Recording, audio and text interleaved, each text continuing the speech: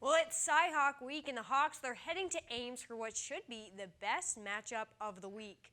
But not all the Hawks are going to be there. Iowa's actually pretty banged up right now, and it's all in the secondary.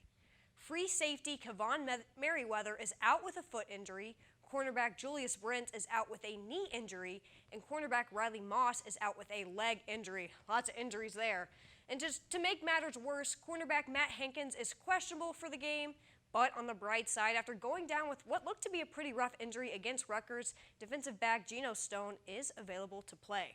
Now, Iowa may not be as healthy as they want to be heading into Jack Trice, but you know what? They are ready. This is the most hype an Iowa State game has seen in years, and this team is ready for it. It's acknowledging that it's there, and then having a strategy to deal with it. Coach Ferentz does a great job at kind of laying everything out on the table to begin with, but then giving us great strategies to be able to handle it. It means a lot. It's arguably one of the best rivalries in college football, so I think everyone's really excited for that game. It's just another opportunity for our team to move forward and try to go out and compete in a really tough environment that's going to help us grow, so we're all looking forward to it. It's crazy at Ames.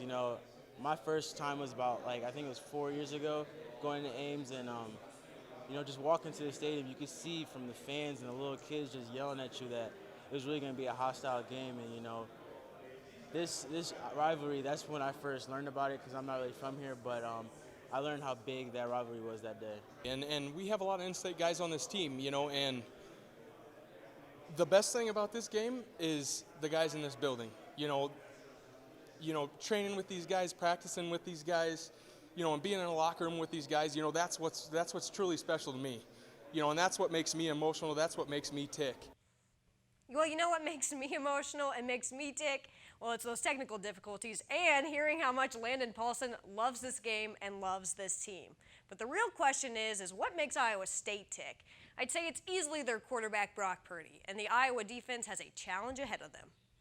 Yeah, their quarterback he's a great quarterback. He leads their offense. He makes a lot of great decisions, and we're expecting him not to come in not trying to make a lot of mistakes, and we got to account for that. So we just got to make sure we're in the right spots and reading, reacting, and just trying to make plays. Like you said, we didn't see him last year, so haven't got to play against him on tape.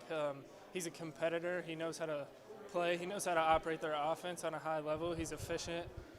He can run, he can throw, so, it's going to be a challenge. You have to be disciplined and have some eyes on him, because he's not a burner, but if you let him go, he can get you down the field. So it's definitely going to be a task just keeping him contained this week. Now, Iowa's defense is preparing to contain Purdy. The offense is preparing to face a Big 12 defense that's really different from what they're used to seeing. Different look than most other defenses, so we're just going to try and play fast and be comfortable out there and do the best we can.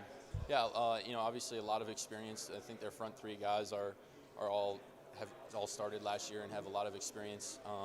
And then their defense is kind of tailored to play in the Big 12, so they do a lot of different things as far as to stop running quarterbacks, but which we don't do a whole lot. So they can do some different things with specific guys to stop that run.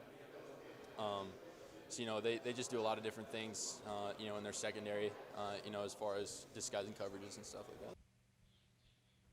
Now, this is one of the best Iowa State teams that Iowa has faced in years, and it's all thanks to Matt Campbell. But even though he's done wonders for that program, he's never beaten Iowa, and I'm thinking this still isn't the year for him to do that. I don't trust Iowa State after it took them 3 overtimes to beat UNI, and I think that Iowa's D-line will get the job done. So I'm taking the Hawks, and I'm also taking me as the College Game Day picker. It's not too late to tweet the hashtag and get me on College Game Day Saturday morning. So unfortunately, that means I'm going to have to go back to Ames. So tune in Monday to see if I survived and how Iowa did. Cadell, back to you.